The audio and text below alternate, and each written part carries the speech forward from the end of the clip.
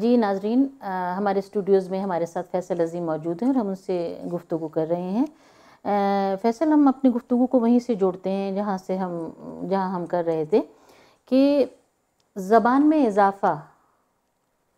اضافے کے لیے ہمیں کن کن باتوں کا خیال رکھنا چاہیے۔ جیسے آپ نے دیکھا ہوگا کہ آج کل کچھ لوگ اپنی نظموں میں، اپنی غزلوں میں کچھ جدت ترازی کے لیے، ندرت خیال کے لیے کچھ نئی چیزوں کو، نئے الفاظ کو اس میں بنتے ہیں اپنی چیزوں میں۔ تو ہمیں اس اضافے کے لیے کن کن باتوں کا خیال رکھنا چاہیے؟ میرا خیال ہے کہ زبان میں اضافہ ضروری ہے، اور وہ اگر ہم نہیں بھی کریں تو بھی خود بخود ہوتا رہتا ہے، وہ تو ہوتا رہے گا۔ لیکن ضروری یہ ہے کہ جو آپ اس میں سے کس چیز کو رکھنا ہے، کس چیز کو نہیں رکھنا، تو زبان کا مزاج اور جو زبان کے قواعد ہیں ان کے مطابق اگر اضافہ ہو تو اچھا ہے، ورنہ وہ غیر فطری ہوگا۔ اور پھر وہی بات کہ زبان میں تبدیلیاں ہوتی رہتی ہیں، لیکن لغت میں جب آپ کوئی چیز شامل کرتے ہیں، آپ بتاتے ہیں کہ یہ غلط العام ہے یا یہ غلط العوام ہے اور یہ چیز فصیح ہے، تو جو ادارے ہمارے ہیں ان کی تھوڑی سی ذمہ داری ہے یہاں پر، ذمہ داری ہے۔ یہ کام کرنا نہیں، چاہیے۔ اداروں کی ذمہ داری تو دیکھی ہے، ہم جیسے ہم لوگ تو باہر رہتے ہیں، یہاں ایسا کوئی نہیں ہے ادارہ۔ کیا پاکستان میں جب تم جاتے ہو تو محسوس کرتے ہو کہ وہاں ان الفاظ کے اضافے پر جو بحث چلتی ہے اکثر، تو اس میں وہاں کوئی فعال کردار ادا کر رہا ہے کوئی ادارہ، اور ہمیں یہاں کیسے کرنا چاہیے؟ اگر ہم یہاں ہیں تو ہمیں کس طرح اس کی تربیت کرنی چاہیے؟ کئی دفعہ ایسا بات کرتی ہے تمہاری، کئی دفعہ ایسا ہوتا ہے کہ آپ کوئی کسی غزل میں کوئی یا نظم میں کوئی مائب سا لفظ بھی باندھ دیتا ہے، تو وہ طبیعت کو تو گراں گزرتا ہے۔ شاعر تو خوبصورت چیزوں کا رسیا ہوتا ہے، خوبصورت الفاظ، خوبصورت خیالات، دکھ بھری نظم بھی لکھے گا تو الفاظ میں جو ایک رچاؤ ہوتا ہے اس کے الفاظ میں، نظم میں، وہ موجود رہنا چاہیے، اس کو فوت نہیں ہونا چاہیے اس مقصد کو۔ تو کبھی کبھی آپ کی نظر سے بھی گزرتا ہے، آپ بھی دیکھتے ہیں، ظاہر ہے کہ کبھی کبھی کسی لوگ اپنے اشعار میں یا کبھی اپنی نظموں میں کوئی ایسا لفظ باندھ دیتے ہیں جو طبیعت پہ بھی گراں گزرتا ہے۔ تو اس کے لیے ہم تنقیدی نشستیں ہونی چاہیے یہاں پہ۔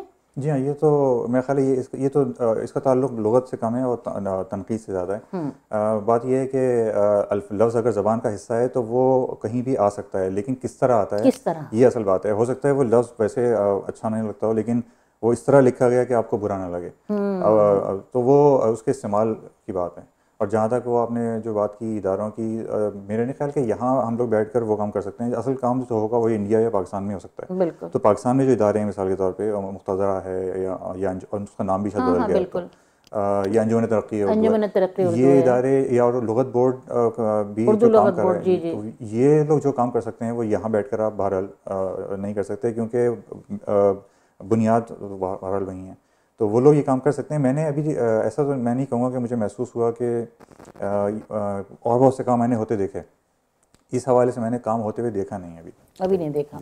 اچھا یہ بتائیے کہ نثر لکھنے کا شوق ہے؟ لیکن کیونکہ جملہ معترض ہے میرا، اس کا یہ مطلب نہیں ہے کہ لغت پہ کام نہیں ہو رہا، کیونکہ میں نے دیکھا ہے بہرحال لغت پہ کام ہو رہا ہے، لیکن جس حوالے سے ہم نے بات کی اس پر۔ ٹھیک ہے، نثر لکھنے کا شوق ہے؟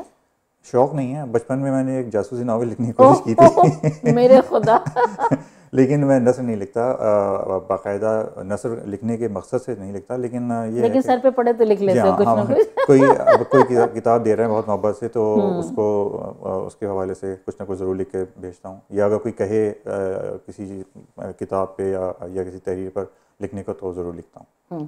اصل میں ہم یہ پروگرام جو ہمارے مہمان ہیں، اس میں ہم تو آپس میں ملتے ہی رہتے ہیں نا، شاعر مشاعروں میں بھی مل رہے ہیں، تقریبات میں بھی مل رہے ہیں۔ ہم یہ چاہتے ہیں کہ شاعر سے ہمارے یہاں کے عوام جڑیں، تو عوام جو ہے وہ سب سے پہلے شخصیت کے بارے میں جاننے میں بہت دلچسپی رکھتی ہے۔ آپ بتائیے کہ فارغ اوقات میں کیا کیا کرتے ہیں، یعنی شاعر لکھنے کے علاوہ؟ پہلے تو یہ ہے کہ فارغ وقت مل جائے تو بڑی بات ہے، ہاں یہ شرط ہے ان ملکوں میں، تو یہ ہے بہت مشکل ہے۔ لیکن یہ کہ فارغ وقت میں یا تو یہ ہوتا ہے کہ کچھ پڑھنا پڑھانا، اس کے علاوہ یہ کہ اگر وقت ملے تو میری کوشش یہ ہوتی ہے کہ کچھ وقت گھر والوں کو بھی دوں، کیونکہ آپ پورا ہفتہ آپ ظاہر گزار دیتے ہیں جاب پر، تو گھر والوں کے ساتھ مل کے بیٹھ گئے تھوڑا بہت، کبھی باہر چلے گئے، رشتہ داروں سے بھی، دوستوں سے مل لیے، کہیں کھانا کھانے چلے گئے، کہیں ہاں تھوڑا بہت ٹی وی دیکھ بالکل. تو ادبی سرگرمیوں سے گھر کی ذمہ داریوں پر اثر پڑتا ہے؟ بالکل کافی پڑتا ہے. بالکل پڑتا ہے، کیونکہ ظاہر ہے جیسے میں نے کہا کہ یہ ہمارا ذریعہ معاش تو ہے نہیں. بالکل. آپ پورے ہفتے آپ کچھ اور کام کر رہے ہیں، اس کے بعد 2 دن ملتے ہیں آپ کو، اس میں بیوی بچے اور میری والدہ میرے ساتھ رہتی ہیں، تو سب لوگ وہ ظاہر ہے ان لوگوں کو بھی ٹائم دینا بہت ضروری ہے. بالکل. لیکن اس میں سے بھی جب آپ نکل جاتے ہیں کہیں کسی تقریب کے لیے تو ان کا ٹائم وہ مارا جاتا ہے. اس لیے میں کوشش ہوتی ہے تو توازن قائم رکھوں، ہر جگہ نہ جاؤں. ہاں، زندگی میں توازن تو ویسے بھی بہت ضروری ہے. اچھا یہ بتائیے کہ انسان جو ہے وہ تنقید برداشت کرنے کا کم حوصلہ ہوتا ہے لوگوں میں. لوگ تنقید، تعریف و توصیف پہ تو ڈھیر ہو جاتے ہیں، لیکن تنقید پہ بلبلا اٹھتے ہیں. تو کیا ایسا کبھی ہوا کہ تم پر کسی نے کوئی بہت تنقید کی ہو ایسی جو تم کو لگا ہو کہ یہاں یہ ایک اصلاحی تنقید ہے، یا کسی نے تنقید برائے تنقید کی ہو، بلا وجہ کی ہو اور تمہیں غصہ آیا ہو؟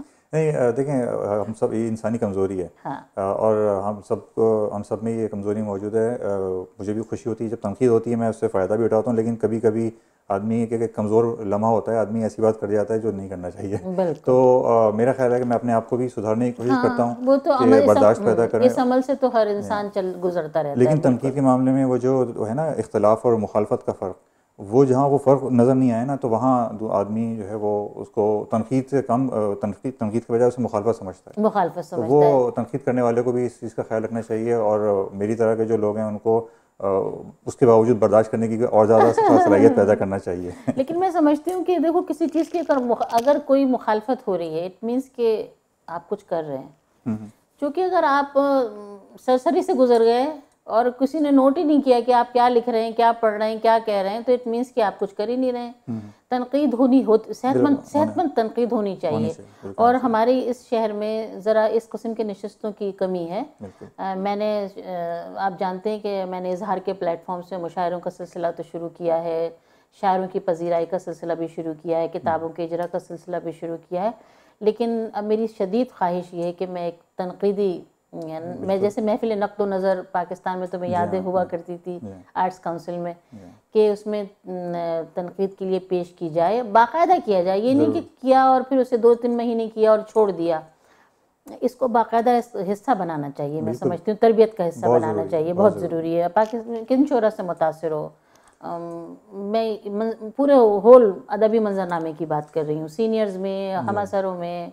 میں پہلے تو خیر ہمیشہ میری بات شروع ہوگی اپنے والد سے، کیونکہ میں نے ان کو پڑھ کر اور ان کو سن کر لکھنا پڑھنا، تو ان سے تو بہت متاثر ہوں. پھر اس کے علاوہ اگر آپ اب کے بارش ایک ساتھی دے گئی، ایک چہرہ بن گیا، ایک چہرہ بن گیا. میرے ذہن میں تو یہ شعر کہیں نقش ہوا ہے. میں نے بیت بازی پہ چونکہ اس پہ انعام جیتا تھا، اس لیے مجھے صحیح. اس کے علاوہ اگر میں پیچھے جاؤں تو ویسے تو بہت شاعر ہیں، کیونکہ ہر شاعر کی اچھی چیزیں ہوتی ہیں، اور اس لیے مجھے ہر اچھی چیز پسند آتی ہے. لیکن اگر میں کچھ چند نام لینا چاہوں تو اگر تھوڑا پیچھے جاؤں تو جن لوگوں نے اچانک بہت زبردست کام کیا اور بہت کم وقت میں، شکیب جلالی یا انس معین، ان لوگوں کے، یا اب بات آ کے رک سی گئی تھی کبھی شکیب، چھالے پڑے ہوئے ہیں ابھی تک زبان پر. واہ واہ واہ. یعنی عجیب شاعر تھا ویسے. جی ہاں، بالکل بالکل.